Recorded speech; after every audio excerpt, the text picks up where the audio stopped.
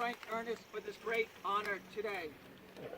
I also want to thank the John Wesley Cope Memorial Camp of Gettysburg and its commander, Gary Castile, and the Pennsylvania and Maryland Divisions, SCV, and let's not forget about the ladies of the UDC. Woo! Woo! And all of you here today. First, I want to say about my very first visit here to Gettysburg. My parents brought me here during the centennial. It was July 1963. I was age 10. My mother took a picture of me next to a cannon. My father said he found a bullet in the grass. But there is one souvenir that I brought home with me. One thing that took over me more than anything else. And that was the Virginia Monument. What did I bring home? A postcard. I still have that postcard of the Virginia Monument from 1963, and I put it in a safe place at my home in my Bible. Yeah. This location is where General Robert E. Lee viewed Pickett's charge. And this area is where General A.P. Hill set up his headquarters. As you can see, just a few yards down the road is General Hill's headquarters marker. Now, most of you have seen me over the years in my A.P. Hill uniform. But today, I am dressed this way to bring you back to June 8, 1917, and then to July 3rd, 1863, and finally to today, June 10th, 2017. By the way, this coat is special to me. The coat that I am wearing here today is the same coat I wore when I married my wife Joan on April 9th, 1988 in the Lee Chapel at Washington and Lee University. Yeah. On that day, my best man was Robert E. Lee. Yeah. Thank you. You're welcome. Now, in reading the Gettysburg Times of June 8, 1917, the caption under the photograph of the Virginia Monument on the front page reads, "Virginia's tribute to her sons at Gettysburg." As reported, over 1,000 Confederate veterans attended. Most of the veterans wore Confederate gray. Virginia, of course, had the most, but other southern states were also represented as we have today. And among those were hundreds who fought with the Army of Northern Virginia, and some even wore their former uniforms. On that day, Miss Virginia Carter, niece of General Robert E. Lee, pulled the cords that held the flags to unveil the Virginia Monument. After the unveiling, the veterans burst into a mighty roar of applause. But then there was silence. That silence brought memory back to those 3 days of July 1863. In describing the Virginia Monument, the Gettysburg Times said, "The monument, which is of heroic size, is surmounted by a statue of General Robert E. Lee, mounted on Traveler, his famous war horse. About the base, there is a group of 7 figures representing all arms of the Confederate service. And in the center, there is a cavalry color bearer carrying the state flag of Virginia." Yeah. Now, what about the Virginia Monument? Well, we must go back to the very beginning, which on June 2nd, 1902, Theodore S. Garnett, commander of the Virginia Division of the United Confederate Veterans, proposed that an equestrian statue of General Robert E. Lee be placed here on Confederate Avenue.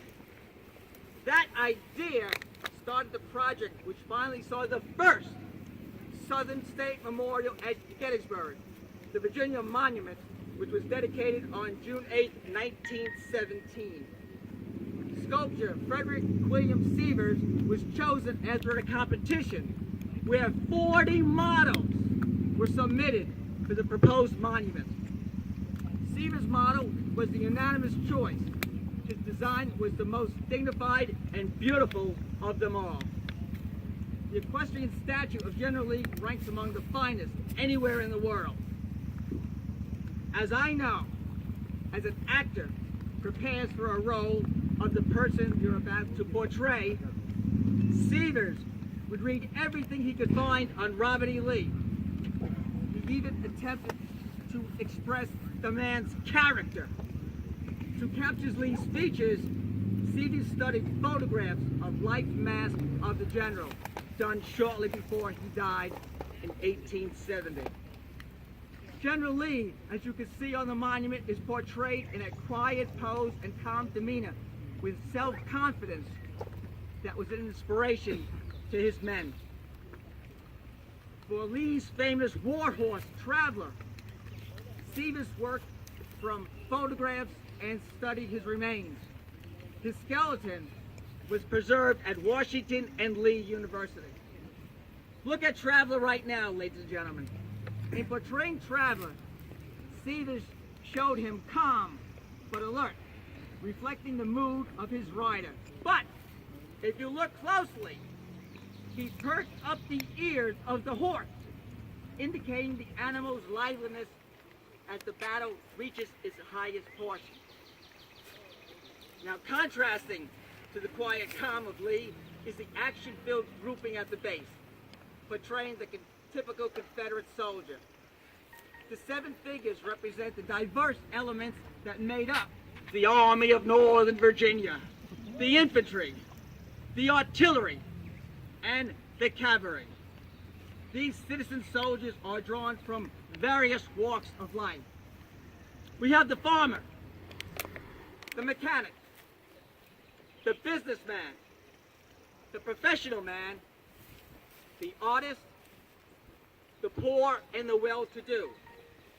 We have them all. We have the young and the old. All duty faithfully performed. Seaver sculpted all of them as robust symbols of vigor of the Army of Northern Virginia. If you look closely, the debris of battle is at the base of the figures. It's symbolic of the struggle that Virginia fought so gallantly. Now later today, up in New York, there's going to be a horse race, the Belmont Stakes. Now there is a horse that will be running that race, and the horse is named Looking at Lee. Well, today, here in Gettysburg, we are all looking at Lee.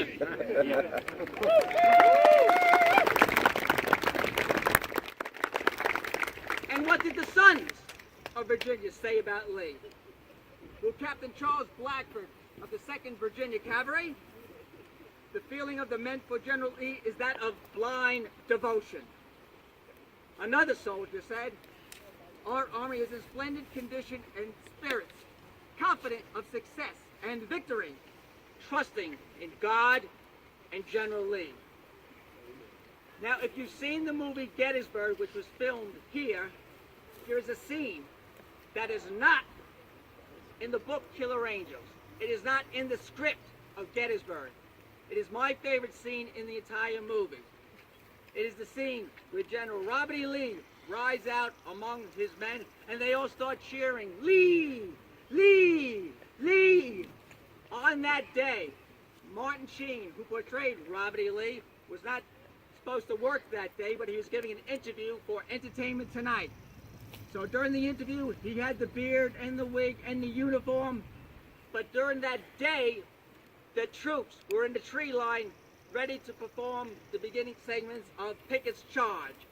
Well, Sheen rides down onto the field, and all of a sudden, the reenactors portraying Pickett's division of the Army of Northern Virginia start gathering around Martin Sheen, and they all go, Lee, Lee, Lee. It is not in the script, ladies and gentlemen.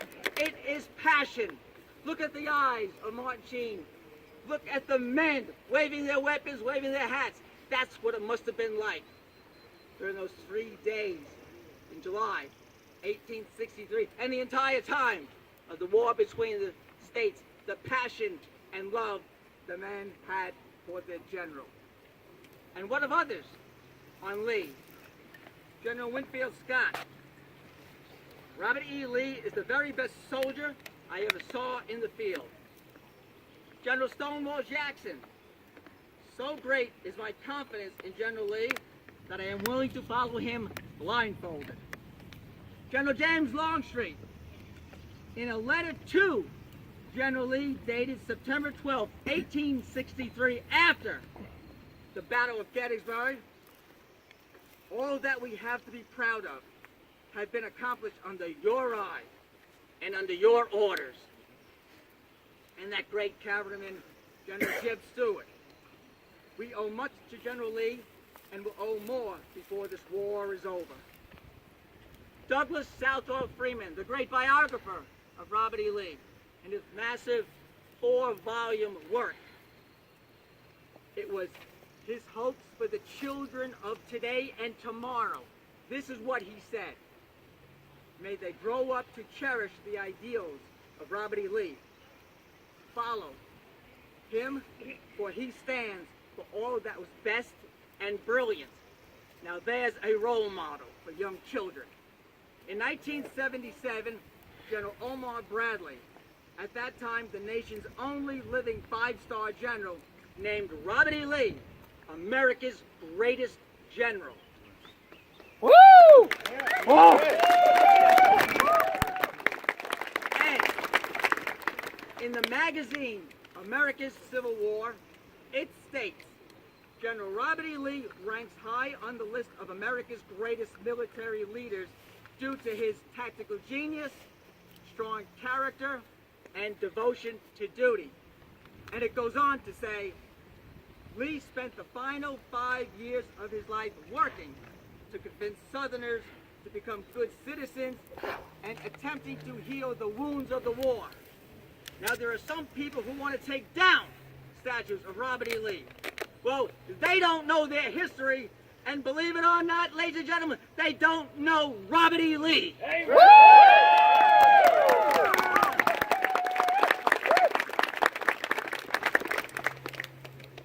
In 1948, Intruder in the Dust by Ewan Faulkner was published. Let me read a passage from that. For every Southern boy 14 years old, not once, but whenever he wants it, there is the instant when it's still not yet 2 o'clock on that July afternoon in 1863. The brigades are in position behind the rail fence. The guns laid and ready in the woods. And the floral flags are already loosened to break out. And Pickett himself, with his long oiled ringlets and his hat in one hand probably, and his sword in the other, looking up the hill, waiting for Longstreet to give the word. And it's all in the balance. It hasn't happened yet. It hasn't even begun yet. And not only hasn't begun yet, but there is still time for it not to begin against that position.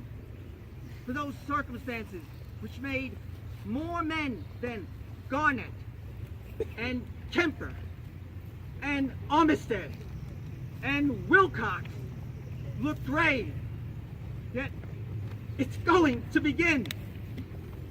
We all know that. We have come too far. It was too much at stake. And that moment doesn't need a 14-year-old boy to think, this time, maybe this time, with all this much to lose, then all this much to gain. Pennsylvania, Maryland, the world, the golden dome of Washington itself, to crown with desperate and unbelievable victory, the desperate gamble. But it did happen. And you cannot change history. This year marks the 25th anniversary of when we made the movie Gettysburg, here on this field. Parts of Pickett's charge were shot actually where you were standing. I want to read one speech from the movie. It's delivered by General Armistead to British officer Colonel Fremantle. And this speech says it all. When you return to your country, you can tell them that all Virginia was here on this day. There are boys here from Norfolk and Portsmouth, from small hamlets along the James River, from Charlottesville and Fredericksburg, from Lynchburg and the Shenandoah Valley. They are being led by officers trained at our very own Virginia Military Institute. Most of them are veteran soldiers now. Every man here knows his duty. They understand the gravity of the situation and the mettle of their foe over at those hills. They only need to be told what is expected of them. They would make this charge without an officer to lead them. They know to a man that this day's work will be desperate and deadly. They know, for most of them, it will be their last charge. And they are all, to a man, willing to die to achieve a victory here. The crowning victory at the end of the war. We are all sons of Virginia. And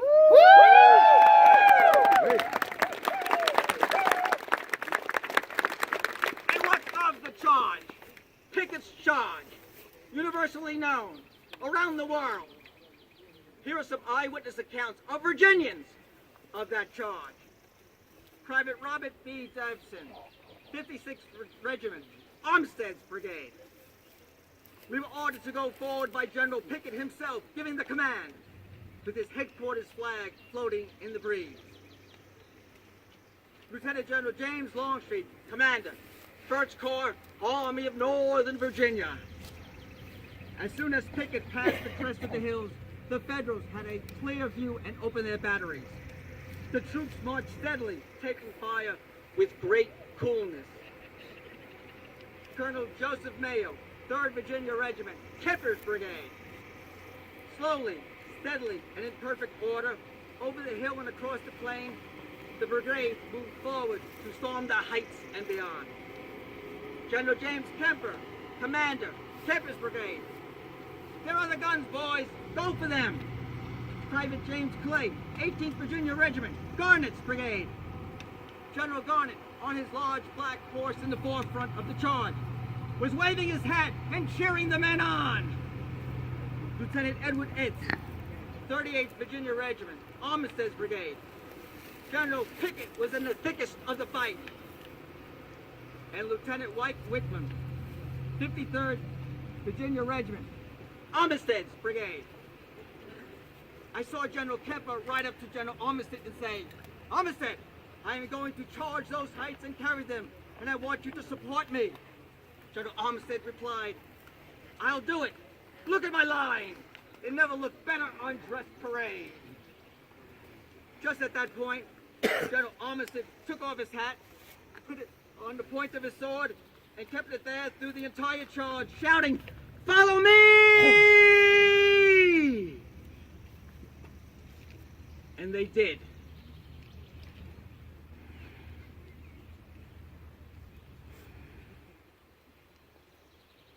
When it was all over, what did General Lee have to say? "I never saw troops behave more magnificently than Pickett's division of Virginians did today in that grand charge upon the enemy." And General Lee to General Pickett, "The men and officers of your command have written the name of Virginia as high today as it has ever been written before. You and your men have crowned yourselves with glory." Finally, after it was all over, General Pickett himself had this to say about his all-Virginia division. This in a letter to his wife, dated July 4th, 1863.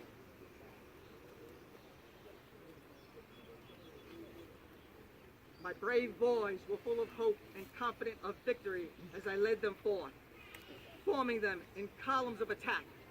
And though officers and men alike knew what was before them, knew the odds against them, they eagerly offered up their lives on the altar of duty, having absolute faith in their ultimate success. Even now, I can hear them cheering as I gave the order.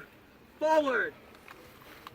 I can feel their faith and trust in me and their love for our cause. I can feel the thrill of the joyous voices as they called out all along the line. We'll follow you, Marsh George. We'll follow you. We'll follow you. Oh, how faithfully they kept their word, following me on and on and on. Now, ladies and gentlemen, we must keep this monument here in Gettysburg to go on and on and on from now till forever for the glory of Virginia!